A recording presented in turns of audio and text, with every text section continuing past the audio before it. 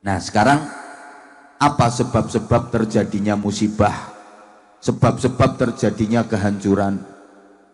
Kita berangkat dari ayat wa idza aradna an nuhlika qaryatan amarna mutrafiha fafasaqu fiha fahaqqa 'alaiha alqawlu fadammarnaha tadmira.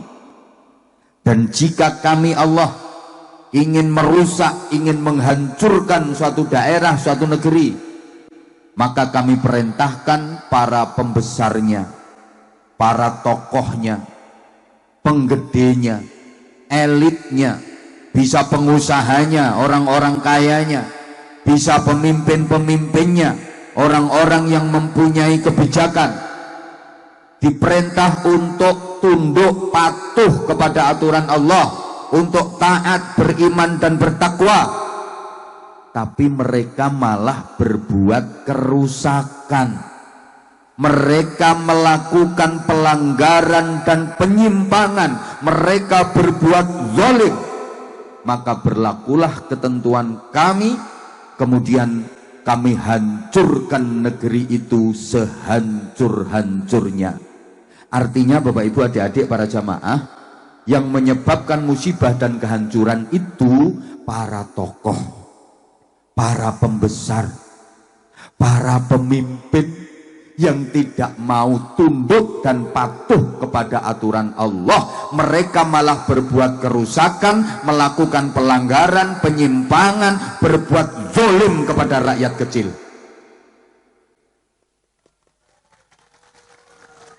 Jadi yang menyebabkan musibah dan kerusakan itu bukan yang keplok-keplok tadi. Orang-orang yang doprok-doprok di bawah itu kan hidupnya hanya, maaf, pelengkap penderita. Yang punya potensi merusak itu yang duduknya di panggung.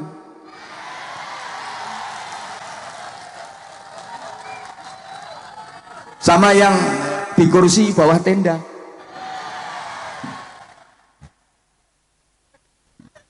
Yang nggak terima silahkan pulang.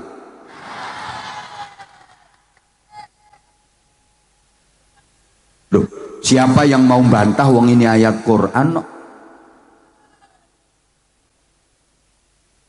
Kerusakan yang diperbuat oleh para pembesar, kezaliman mereka kepada masyarakat kecil, itu yang mendatangkan musibah, itu yang bikin kehancuran.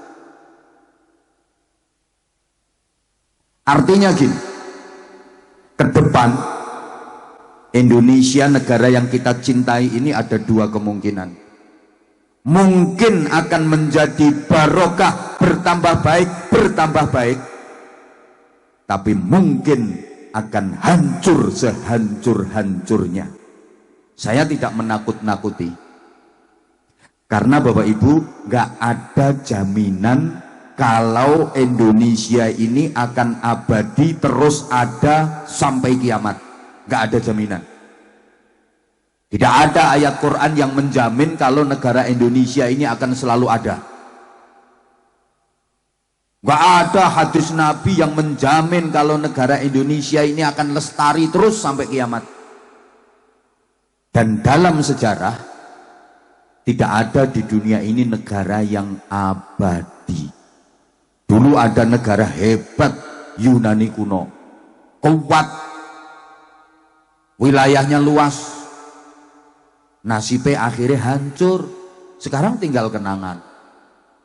Romawi, negara besar, tentaranya kuat, setiap perang tidak pernah kalah, wilayahnya luas. Sekarang hancur, tinggal cerita. Kayaknya kok nggak paham ya diajak bahasan kayak gini. Masyarakat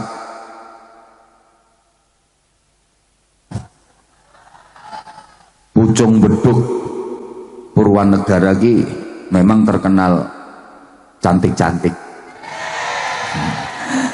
tapi agak oon. Maaf ya, itu bahasa akrab saya, jangan dimasukkan ke hati. Saya kalau ngomong oon itu bahasa cintanya aku ke kamu. biar kita itu deket gitu loh. Oke, kalau Yunani kuno, Romawi, kejauhan, Uni Soviet, masih ingat? Negara besar, superpower, negara adidaya, paling ditakuti dunia, itu dua negara, Amerika Serikat sama Uni Soviet. Dulu Uni Soviet itu negara besar,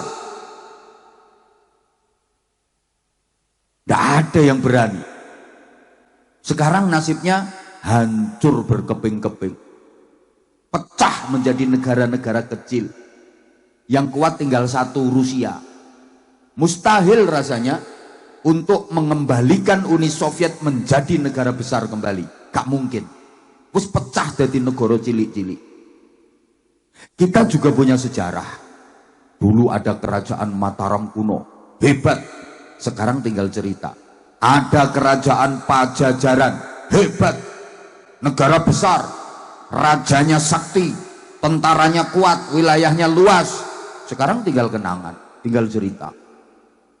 Sriwijaya itu luasnya separuh Nusantara, tentaranya kuat. Sekarang tinggal cerita.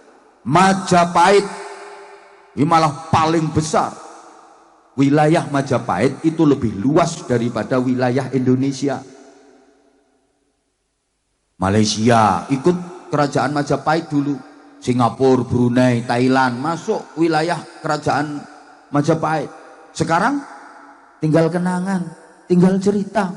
Tidak menutup kemungkinan Indonesia itu nanti nasibnya tinggal cerita. Halo? Itu sejarah. Kan sejarah itu aslinya bahasa Arab. Syajaroh. Apa Bu? Nah, karena lesan orang kita, terutama orang Jawa, itu susah mau mengucapkan lughat Arab. Syajaroh susah, diambil mudahnya sejarah. Mau ngomong syahadatain repot ya sekaten. Kalimah syahadah susah ya kalimosodo. Apalagi lesannya orang Jawa. Ridho diwaca lilo, fardu diwaca perlu, duhur ya luhur, Ramadan ini dadi ramelan. Ana wong jenenge Abdullah kang dolah, Abdul Razak dul raja, Abdul Majid dipanggil dul genjit. Ada orang bersin ahing maunya baca alhamdulillahi rabbil alamin, ya mergo repot ahing andulamin. Lu suruh ngucapin bulan-bulan Komariah itu susah lesane. Muharram, Safar, Rabiul Awal, Rabiul Akhir, Jumadil Ula, Jumadil Akhir, Rajab, Sya'ban, Syawal. Halo?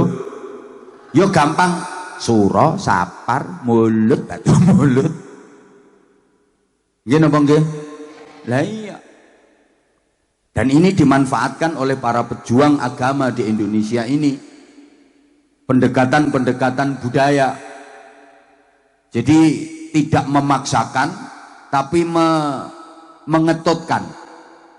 Mengetotkan itu mengintili itu loh. Dulu nenek moyang kita itu juga sudah melakukan peribadatan. Jangan dikira nggak kenal Tuhan. Siapa Tuhannya? Sang Hyang. Belum cetha dia, belum jelas. Cara peribadatannya gimana? Manembah Sang Hyang. Maka para wali begitu mengajarkan ibadah nggak langsung dinamakan sholat, tapi disebut sembahyang, biar mudah diterima. Nyembahnya di mana? Di Sanggar Pamujan. Maka para wali nggak nyebut musola, tapi disebut langgar, biar dekat dengan kata sanggar. Understand? Ora digatekke. Allahumma sholli ala Muhammad. Loh itu strategi dakwah. Makanya masyarakat itu gampang nerima.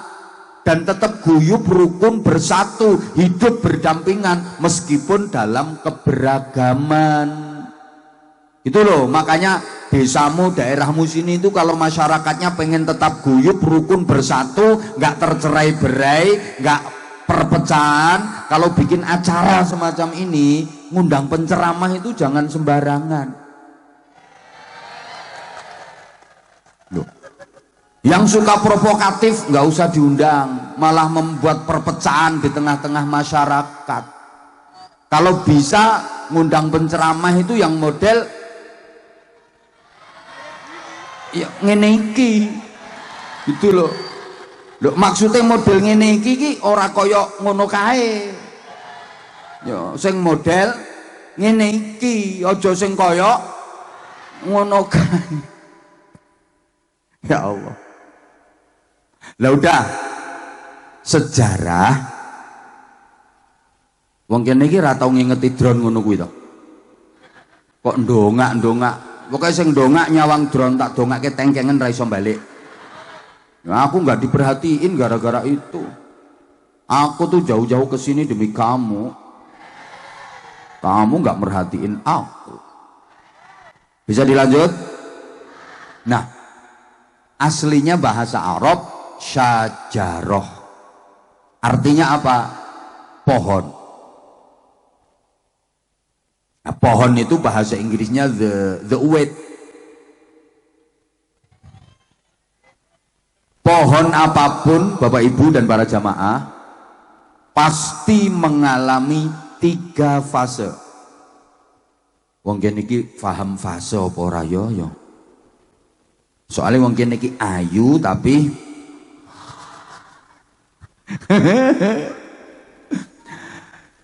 semua pohon pasti mengalami 3 tahap.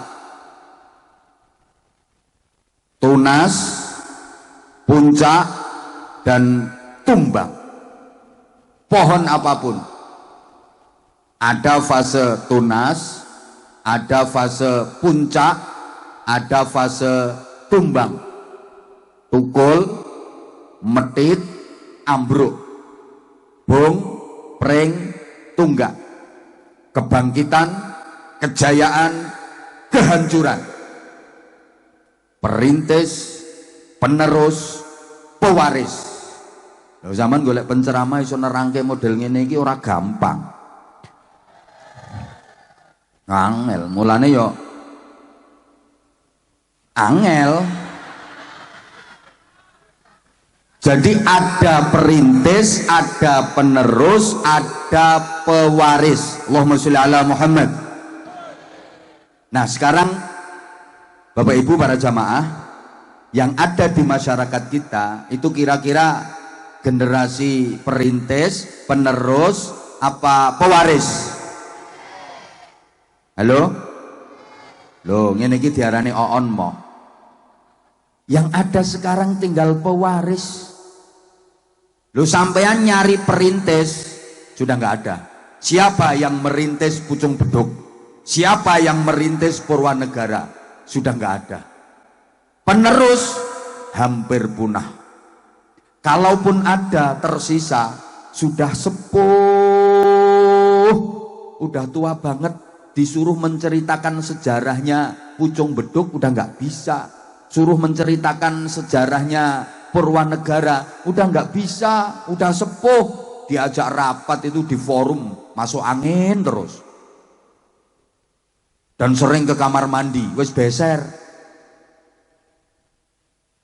Yang ada tinggal pewaris. Nah pewaris itu kan tinggal nerima. Maaf, pewaris itu ndak ikut pola, ndak ikut rekoso, ndak ikut pertentangan, ndak ikut apa ya jenenge? Ya pewaris wira, ya mengkari nampa warisan toh. Ora melu repot, ora melu berjuang, ora melu kangelan, tinggal nerima. Itu namanya pewaris. Ya kayak sampean-sampean ini pewaris. Udah ndak ikut perang, ndak ikut berjuang, ndak ikut angkat senjata, ndak ikut kangelan. tinggal menikmati hasil. Itu namanya pewaris. Mohon maaf, namanya pewaris, dia tinggal menerima warisan. Ada orang menerima warisan, warisannya bagus tapi bermasalah, mau ngurus kok susah. Kira-kira warisannya diapakan? Nompo warisan tanah apik luas gone strategis, ning tanahe bermasalah, gek duwe utang sisan. Kira-kira tanah warisannya diapake? Potonganmu pinter adol. Ngapunten, Pak Kepala Desa, mana Pak Kepala Desa? Ya, Pak Kepala Desa Pucung Beduk. Beliau ini pewaris, perintis, penerus apa pewaris? Pak Kepala Desa Pucung Beduk ini beliau perintis, penerus apa pewaris? Nah, jangan-jangan Pucung Beduk didol.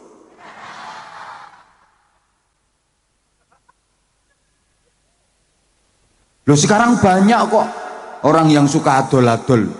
Masjid aja sekarang dijual. Nggak pernah dengar ada masjid dijual.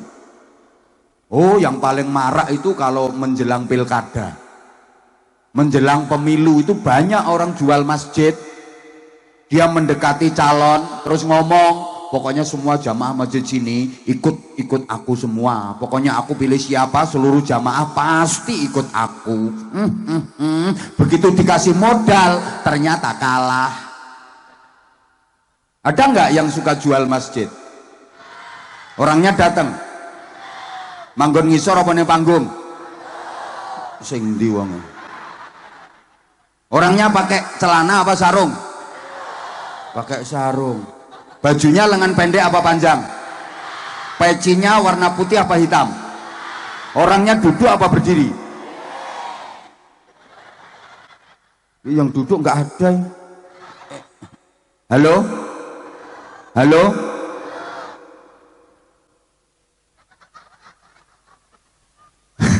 Tokoh-tokoh yang ada sekarang ini kira-kira perintis, penerus apa pewaris? Jangan-jangan nanti warisannya dijual. Nah, apa kita nggak takut kalau warisan yang bernama Indonesia ini nanti akan terjual? Pewaris itu ada dua macam. Ada pewaris yang baik, ada pewaris yang jelek, nakal. Pewaris yang baik adalah pewaris yang menjaga, melestarikan, mempertahankan, meningkatkan baiknya warisan. Itu pewaris yang baik. Jadi warisannya itu dijaga, dilestarikan, kemudian dirawati, didandani. Pewaris yang jelek, nakal, tidak mau menjaga dan melestarikan warisan, malah dijual. Maaf, ini tidak ada dalilnya ya. Kalau dalam bahasa Jawa disebut ilmu titen. Titenono itu ilmu titen. Orang mendapat warisan kalau dia jadi pewaris yang baik, warisan itu dijaga, dilestarikan, dirawat dengan baik, pasti warisan itu akan berkembang, bertambah, jadi barokah. Amin. Apa penggawean wadul warisan? Amin. Tapi orang dapat warisan kok nggak dijaga, nggak dilestarikan, malah dirusak atau dijual. Ayo titenono. Engko rak saya curus ludes entek donyane. Karena warisan itu pusaka dan malati. Orang yang nggak mau menjaga dan melestarikan warisan biasanya kualat. Pun sampean titeni mawon. Ana wong nampa warisan kok dirawat, dilestarikan, insya Allah tambah berkembang, tambah berkah. Ana wong nampa warisan kok ora dilestarekke, ora dirawati, titenono, lak curus ludes entek, tambah kere, akhirnya minggat. Sorry ya, yang habis jual warisan kok orangnya dingkluk gitu orangnya. Maaf, aku nggak nyindir kamu, ndak. Lah kalau kamu merasa kesindir, ya emang perbuatanmu seperti itu.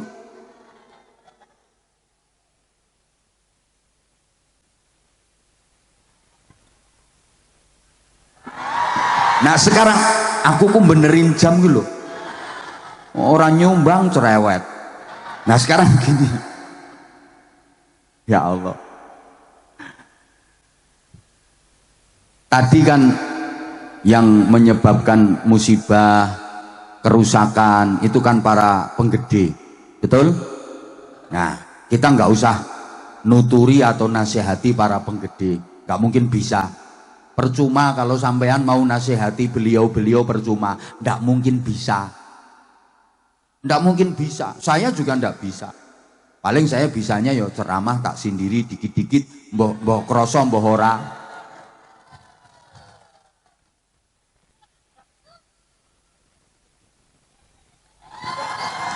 Lah terus apa yang harus kita lakukan?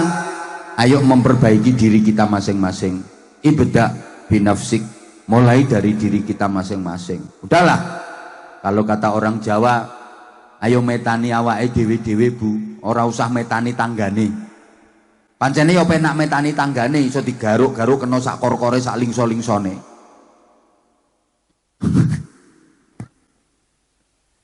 Mari kita melakukan perbaikan dan kebaikan diawali dengan memperbaiki diri kita sendiri. Kalau masing-masing pribadi kita mau memperbaiki diri, insya Allah nanti satu keluarga akan menjadi keluarga yang baik. Karena keluarga itu terdiri dari pribadi-pribadi yang baik. Kalau setiap keluarga sudah baik, insya Allah nanti satu lingkungan ya baik semua, karena lingkungan itu terdiri dari keluarga-keluarga yang baik.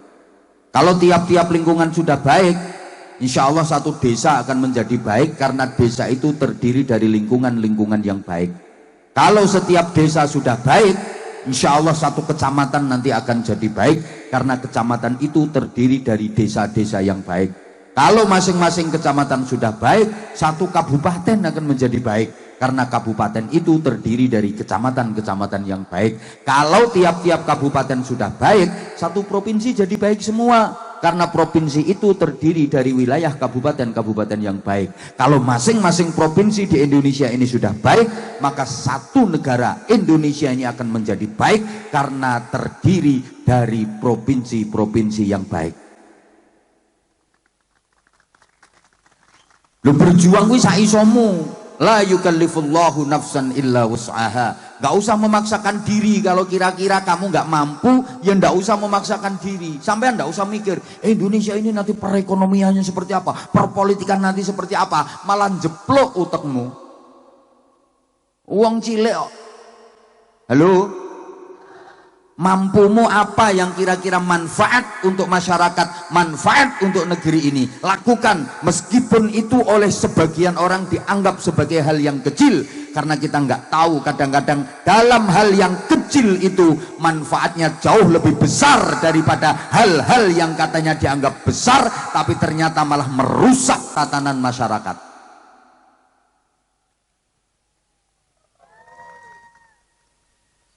Ya mohon maaf ya, berjuang itu sesuai dengan kapasitasmu. Nun sewu kita kayak contoh gampang-gampangan. Bapak-bapak kalau sampean bisa ngaji, silahkan jadi kiai. Berjuang lewat jalur kiai, silahkan. Ngajar ngaji, bimbing moral masyarakat. Tapi kalau sampean ndak bisa ngaji, tolong jangan jadi kiai. Bingung ke wong. Nggak bisa ngaji, nggak pernah mondok kok jadi kiai. Kayak yang bingung ke wong. Nggak harus jadi kiai Pak sampean, bisa dapat pahalanya kiai, mendukung kiai, ikut membantu perjuangan kiai. Sama saja, man jahaza faqad ghaza. Sapa wonge nyangoni wong budal perang, entuk ganjaran padha karo ganjarane sing budal perang. Sapa wonge nyangoni kiai, Sing sorai ra tau nyangoni. Lho entuk ganjaran padha karo ganjarane dadi kiai. Ngono Pak Lurah. Jadi loh, maksudnya ya ikut mendukung perjuangannya padha wae. Gitu loh. Mas-mas, kalau suaramu bagus, silahkan jadi vokal sholawat. Kalau suaramu bagus, gitu loh. Lah nek suaramu jelek, ya jangan jadi vokal. Tugasmu ngeplaki rebana. Suara jelek kok jadi vokal, ngerusak kuping. Halo? Yang suaranya bagus silahkan adzan. Ini suaranya nggak bagus ya jangan adzan, makruh. Orang suara jelek kok adzan itu hukumnya makruh karena apa? Ganggu lingkungan. Wong adzan itu manggil ngundang orang agar semangat untuk sholat berjamaah, mosok manggil kok Allahu Akbar, Allahu Akbar. Contoh ngono. Ora penak ya ora laris lambemu. Ngono kuwi kok ya. Lah kalau sampean punya keahlian di bidang organisasi, ya silahkan berjuang lewat organisasi. Jadi kepala, jadi wakil, jadi sekretaris, jadi bendahara, jadi anggota. Ya anggota yo penting, jangan kok semua pengen jadi kepala. Aku mau ikut asal jadi kepala. Semua minta jadi kepala. Aku mau lek didadekke sikil-sikilan. Lho dipikir sikil itu ora penting ngono apa piye? Ana kepala ora ana sikile apa ya iso mlaku? Ngono lho, kepala tok gek gemblimbung nang dhuwure meja. Medeni wong. Sikil yo penting. Makanya kalau mau rukun semuanya jadi penting. Enggak ada yang enggak penting. Ini yang hadir di sini semuanya orang-orang penting. Bukan hanya yang di panggung yang penting. Bukan hanya yang duduk di kursi di bawah tenda itu yang penting. Yang doprok-doprok di bawah ini semua orang-orang penting. Loh iya, misalnya nggak ada sampean, saya suruh ceramah sendirian di sini, nggak berani saya. Orang wong kok saudara-saudara, mari kita beriman dan bertakwa kepada Allah Subhanahu wa taala. Saudara-saudara, edan aku. Aku waras ora sida edan mergo ana sampean. Mulane sampean semua ki orang penting, gitu loh.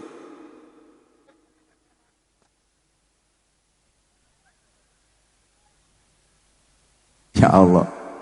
Loh sampai ibadah itu ya sesuai dengan kapasitasmu. Kalau pedagang, dagang yang jujur, itu pahalanya besar. Kenapa? Kalau pedagang jujur, perekonomian yang beredar di masyarakat itu manfaat dan barokah. Jadi kulaan sakmene yang ngomong semene, kulaan semono ngomong semono. Ya, biasanya kan enggak. Kulaane iki 250.000. Ditawar 350.000 lho sik ora diwenehke. Ya ora oleh, ora entuk wong kulaane ora entuk semono. Terus bakule kon melu sapa?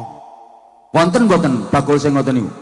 Ana iki wonge teko ya aku ngerti, kudu ngireng wonge.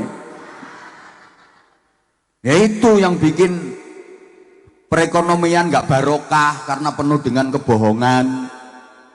Yang ASN pegawai negeri berjuangnya lewat jalur apa? Ya aktif, disiplin, dinamis, profesional.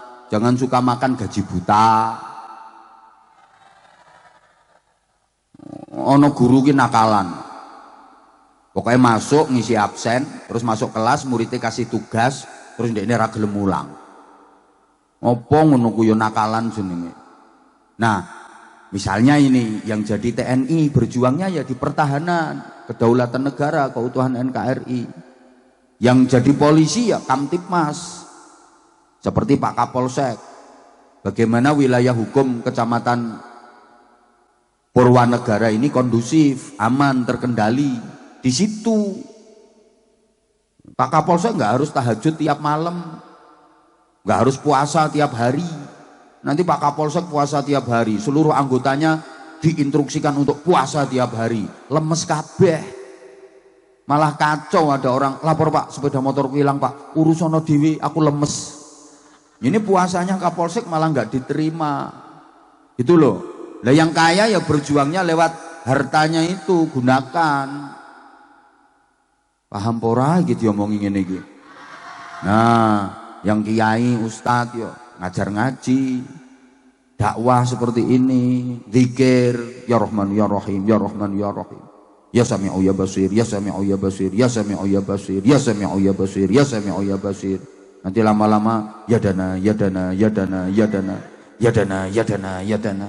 Membangun masjid kehabisan besi, semen, ya dana, ya dana, ya dana.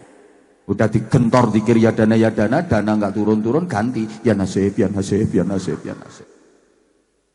Nah kalau hutangmu banyak ya kerja keras biar dapat duit, bisa bayar hutang.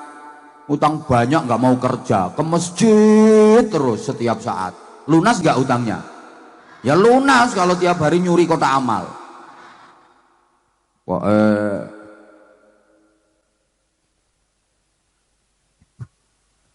Nah ini loh sekarang ngisi kemerdekaan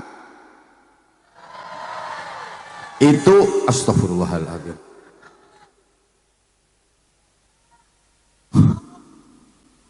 Simpel mawon.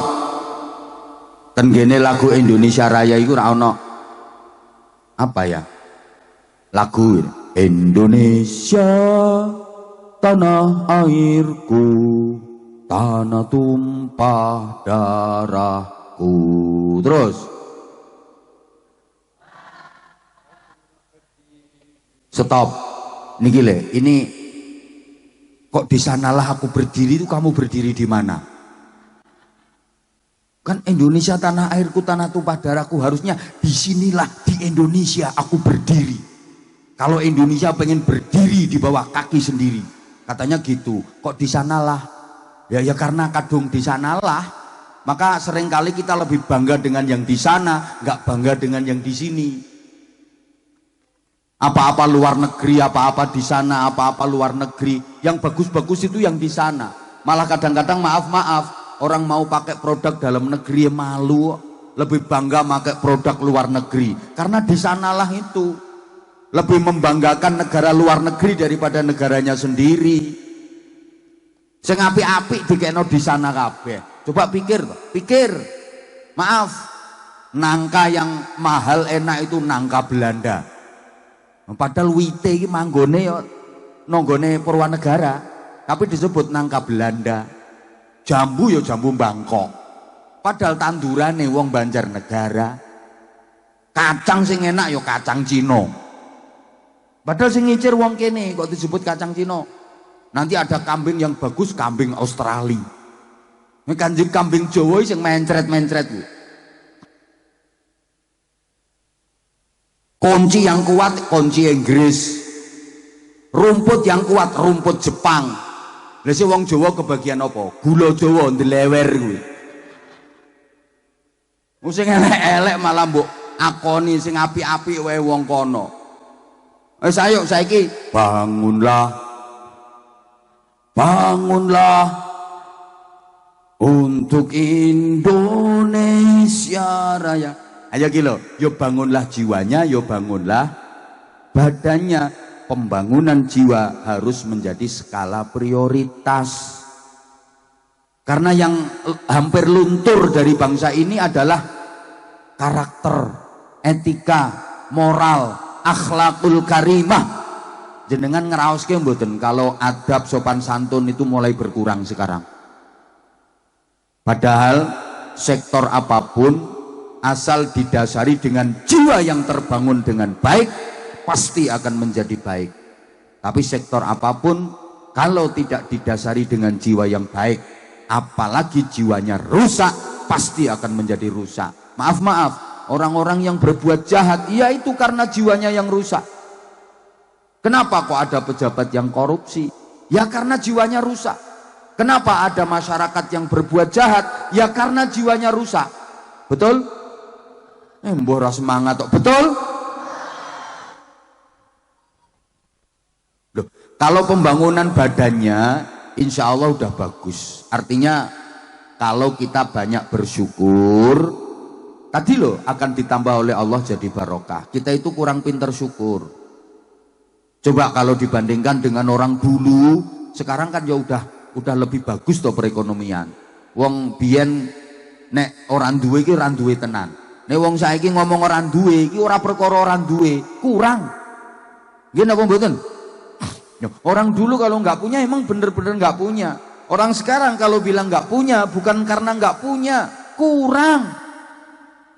Ya itu tadi karena kurang syukur itu loh. Ya Allah, paham pora iki. Dulu orang susah makan emang iya. Emang iya. Sekarang bukan, udah nggak ada lah orang yang susah makan itu, nggak ada. Orang dulu itu bisa makan nasi putih, beras, sama daging itu kalau nggak hari-hari bagus, selamatan, nggak keturutan, mau makan dadar aja nunggu kalau ada telur kopior. Makan buah aja nunggu sisanya codot. Orang dulu. Sekarang, lo sampean mau makan menu model apa aja bisa kok, betul? Dulu banyak orang sakit karena kurang makan.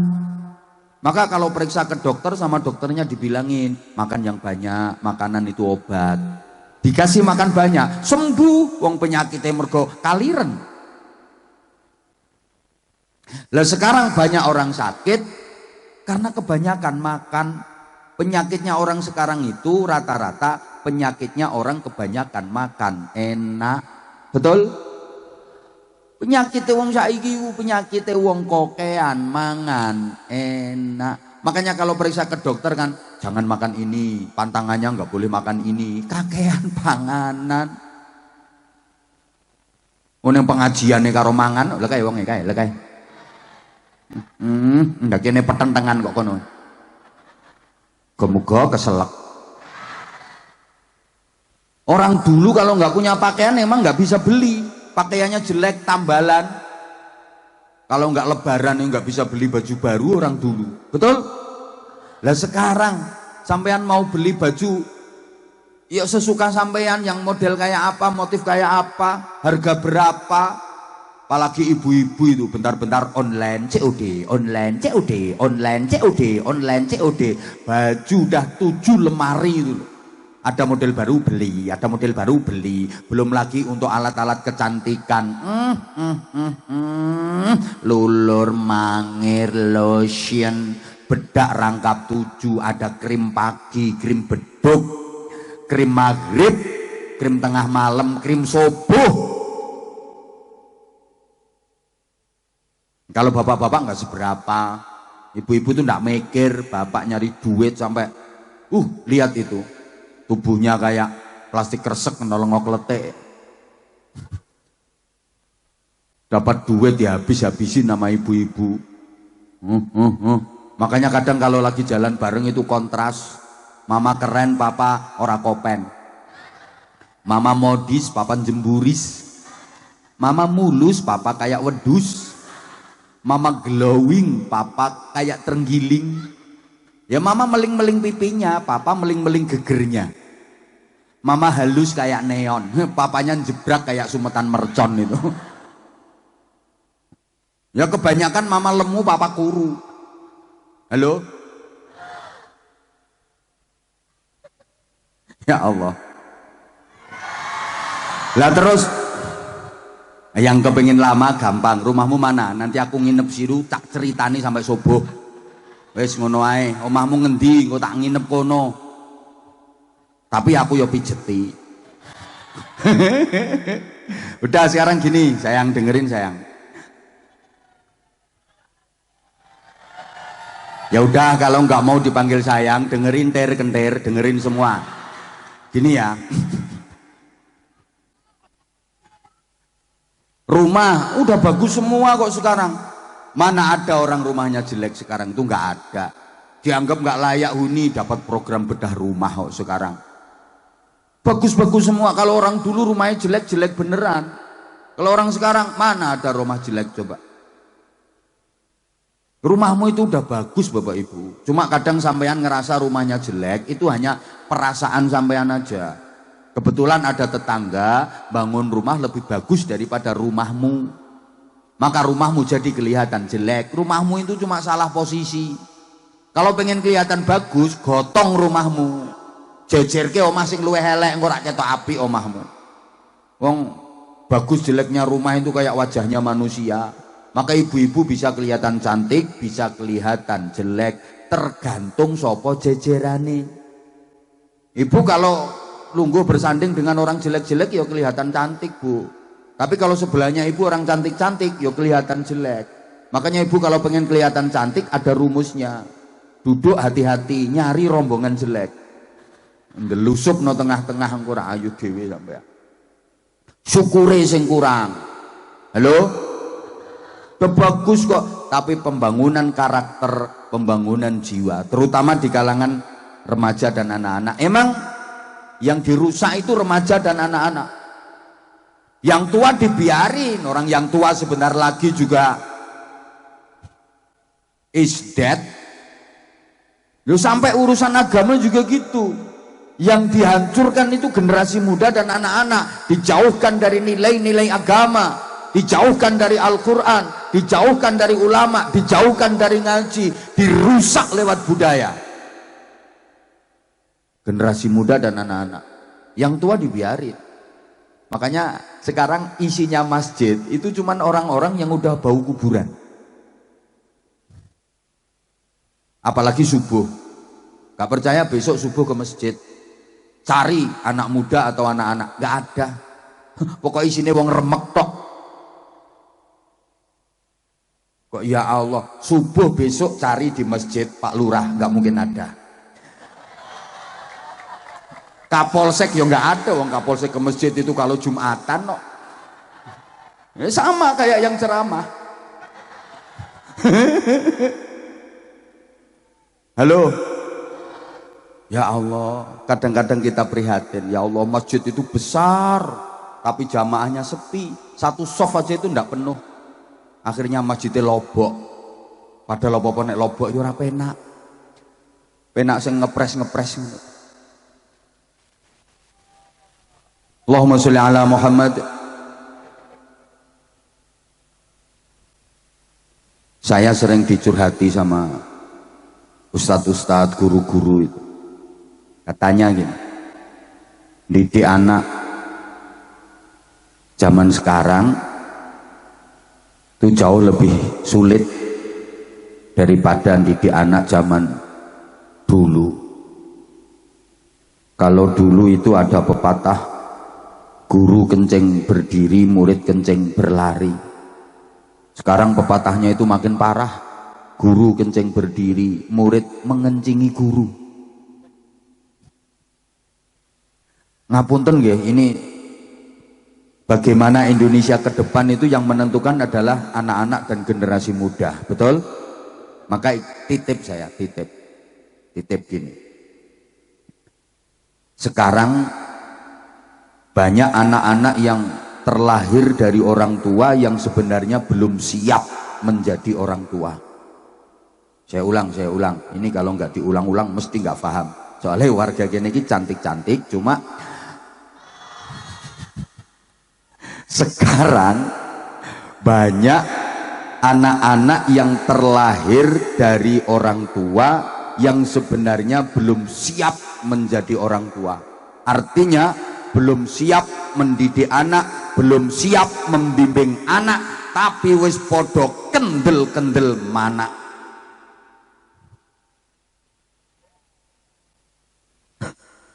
Sehingga mental anak kita itu jadi lemah. Di rumah tidak mendapatkan pendidikan yang standar karena orang tuanya nggak bisa didik sendiri, atau mungkin sebenarnya orang tua bisa mendidik anak tapi nggak mau mendidik anak dengan alasan sibuk, nggak ada waktu untuk anak, mergo ruwet ngurusi dunya wae. Wonten napa mboten? Ana ki wonge lungguhe sembujung iki. Langsung sila lungguhe. Di rumah anak-anak nggak mendapatkan pendidikan yang layak dari orang tuanya. Sementara nanti di tempat ngaji atau di sekolahan-sekolahan dididik oleh gurunya dengan tegas, seringkali orang tuanya nggak terima. gurunya dilabrak. Padahal suruh didik sendiri anaknya dia ndak bisa. Ini beda kalau zaman dulu, maaf zaman dulu. Ada anak di sekolahan kok nakal, terus sama gurunya dipukul pakai penggaris. Dulu kan ada penggaris dari kayu itu toh. Plek gitu, nangis, pulang, bilang sama bapak lapor, "Bapak, aku dipukul Pak Guru di sekolahan." Nangis. Orang tua zaman dulu membela anaknya apa membela gurunya? Bela guru, dia nyari pukul yang lebih besar. Ayo, gelek gepuk sing luwih gede kok bali sekolahan pora, bali sekolah pora. Ora bali sekolahan tak gepuki ning omah. Iya Bapak, ya nangis bali ke sekolahan. Orang tuanya nyusul, nemuin gurunya untuk matur suwun. "Terima kasih Pak Guru, anak saya jenengan didik dengan tegas. Memang anak saya nakal." Itu orang tua zaman dulu. Ya karena dididik seperti itu, nyatanya sekarang anaknya bisa jadi kapolsek. Nah ini dulu sering dipukuli pakai penggaris sama gurunya. Betul Dan? Ngaku aja Dan. Wong dulu juga pernah nyuri mangga kok. Lo anak zaman dulu rata-rata seperti itu. Maaf. Guru ngaji ya gitu. Ngaji salah itu. Kadang di tangannya ceter. Kalau dulu itu biasa. Yang sekarang jadi kepala desa itu dulu juga sering. Pas ngaji sama gurunya ceter. Oh saya juga iya kok. Saya tuh belajar Fatihah sama bapak saya ndak bisa dikono deyel kayak gini. Ya artinya pukulan itu tidak melukai, bikin jera, tujuannya mendidik, tegas bikin jera. Kalau pukulan yang melukai diambil dari segi manapun tetap salah itu. Jangan salah menafsirkan ceramah saya loh ya. Nanti dianggap saya ngajak guru untuk mukuli muridnya. Halo? Dengerin secara utuh, jangan dipotong-potong kalau ada orang ceramah. Nah sekarang misal ada anak itu nakal di sekolahan, gurunya lagi ngajar di depan, bu guru nulis di papan tulis itu loh. Lah anak itu maju terus roke gurune dileboni. Wis nakale pol-polan. Nah, dipukul pakai penggaris, ceter, nangis, pulang. "Bapak, aku dipukul guru di sekolah." Bapak zaman sekarang membela gurunya apa membela anaknya?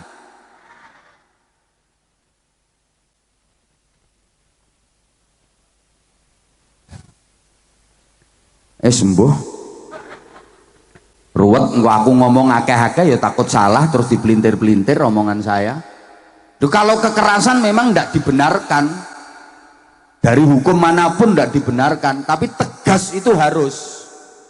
Dulu, ibu-ibu ya kalau nggak ada kekerasan ya nggak jadi anak bu, lemes terus, nggak keras-keras.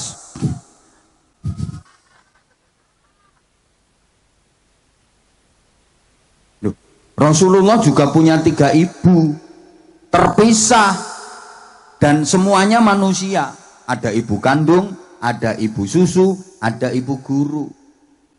Ibu kandungnya Sayyidah Aminah, ibu susunya Halimatus Sa'diyah, ibu gurunya Ummu Aiman, nama aslinya Barokah binti Sa'labah. Nah anak-anaknya Pucung Beduk, anaknya warga Pucung Beduk, Purwanegara sekarang, ibunya juga 3. Juga terpisah, tapi yang 2 bukan manusia. Ibu kandungnya Siti, ibu susunya sapi, ibu gurunya wifi. Ya betul wong anakmu yang ngono kuwi. Maka titip bapak-bapak ibu-ibu, bekali anak-anak kita setidaknya dengan 3 ilmu. Berapa bu? 1 ilmu syar'i atau ilmu dini, ini ilmu agami.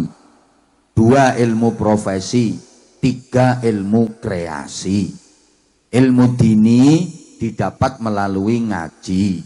Terus ngajinya yang runtut. Jangan sampai anak ndak ngaji.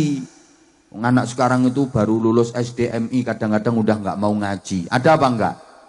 Ya itu yang bikin anak susah jadi baik. Terus ilmu profesi didapat melalui sekolah setinggi-tingginya. Mulai paling bawah pos PAUD, PAUD, playgroup, TK, RA, SDMI, MTS, MA, sak terusé sampai perguruan tinggi. Terus bapaknya anak harus sarjana, ngoten nggih? Bapaknya TNI AD, Tani Angkatan Doran, anak jadi Angkatan Darat. Bapaknya guru TPQ, anak jadi kiai. Cita-cita seperti itu. Terus, nah ilmu kreasi didapat melalui proses kehidupan. Gini, ilmu agami mengantarkan manusia jadi takwa. Ilmu profesi mendidik manusia jadi cerdas. Ilmu kreasi menjadikan manusia terampil. Jadi anakmu nanti takwa, cerdas, terampil. Ilmu agami menghidupkan hati. Ilmu profesi menghidupkan otak. Ilmu kreasi menghidupkan otot. Ilmu agami mensensitifkan hati sehingga jadi ahli zikir. Ilmu profesi mencerdaskan otak sehingga jadi ahli fikir. Ilmu kreasi memproduktifkan otot sehingga jadi ahli ikhtiar. Anakmu sensitif, kreatif, produktif, ngerti, pinter, turyo prigel, atine tertib, uteke lantip, tangane ya urip. Moralitas, kreativitas sekaligus kriminalitas bisa dihadapi. Ahli zikir, ahli fikir, ahli ikhtiar. Sregep zikir, pinter mikir, gelem malir, gelem nyopir, nek duwe musuh wani melintir. Wangel lho nggih kata-kata ngene iki ora gampang. Kalau sudah ahli zikir, punya ilmu agami, anakmu bisa bekerja pakai hati, namanya kerja ikhlas. Kalau sudah ahli fikir, anakmu bisa bekerja pakai otak, namanya kerja cerdas. Kalau sudah ahli ikhtiar, anakmu bisa bekerja pakai otot, namanya kerja keras. Kerja pakai otot, kerja keras. Kerja pakai otak, kerja cerdas. Kerja pakai hati, kerja ikhlas. Kalau hanya kerja keras, hasilnya cuma pas. Tapi kalau mau kerja cerdas, hasilnya lebih luas. Apalagi disempurnakan dengan kerja ikhlas, hasilnya tak terbatas. Kata-kata ini ki angel. Ayo coba sekarang, orang itu kalau mengandalkan kerja pakai otot namanya kerja keras. Hasilnya ya cuma pas. Tidak jauh dengan maaf binatang. Kuda, sapi itu kerjanya pakai otot, kerja keras. Sapi dikerakal di sawah, kuda narik bendi. Ya hasilnya ya pas, sehari dapatnya ya segitu-gitu aja. Manusia kok kerjanya hanya pakai otot, kerja keras. Ya maaf, hasilnya ya cuma pas segitu. Ya tanpa bermaksud merendahkan. Lihat aja orang yang hanya mengandalkan kerja pakai otot, hanya mengandalkan kerja keras, paling-paling hasilnya sehari ya segitu-gitu aja. Maaf sekali lagi tidak bermaksud merendahkan. Coba kalau mau kerja pakai otak, kerja cerdas, kerja profesi, hasilnya pasti lebih luas. Contoh, dokter. Itu kan kerja profesi. Kerjaannya apa? Nyubles.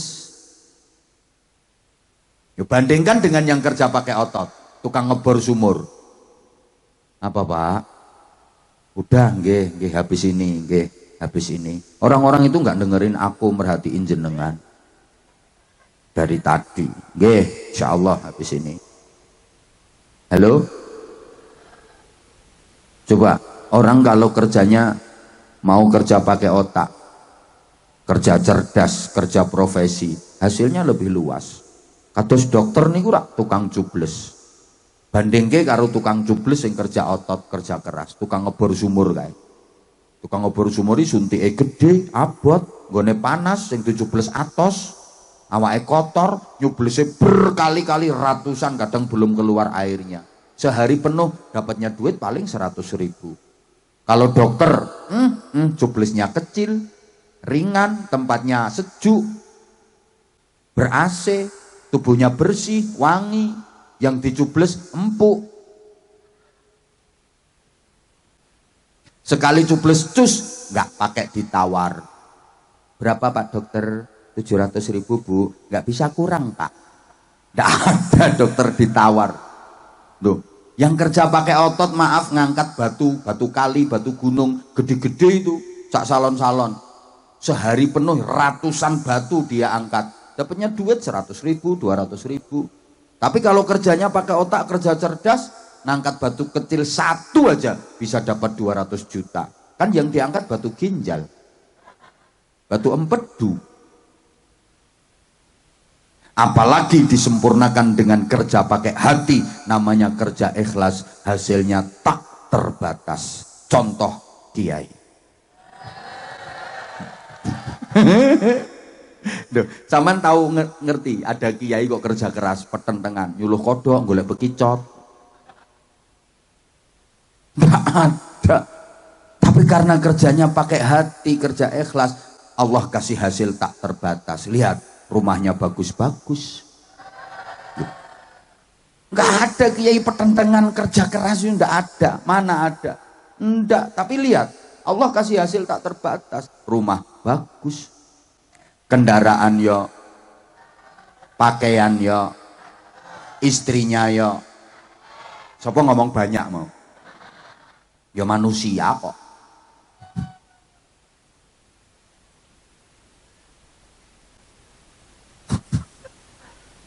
Iya toh, hidupnya dimuliakan, gitu loh. Maka bekali anak-anak panjenengan dengan 3 hal ini. Dan jangan eman untuk mengeluarkan biaya pendidikannya anak, gitu loh ibu-ibu terutama. Anak ngaji di TPQ 1 bulan sehari 10.000, nunggak sampai 6 bulan. Ada ini, ada orangnya sekarang lagi kipas-kipas. Gelang digedhekke, kalung digedhekke. Gelangnya gede, sehari anak nunggak 6 bulan. Wonten apa mboten? Wonten, itu orangnya yang teriak-teriak itu loh. Ya Allah. Nah, termasuk anak nakal harus ditolak. Di antara jenis penolaknya ya sedekah. As-shadaqatu tadfa'ul bala. Sedekah itu nolak bala. Anak nakal juga termasuk bala yang harus ditolak. Karenanya niatkan tolak bala. Ini ada permintaan dari panitia untuk Departemen Pengemisan.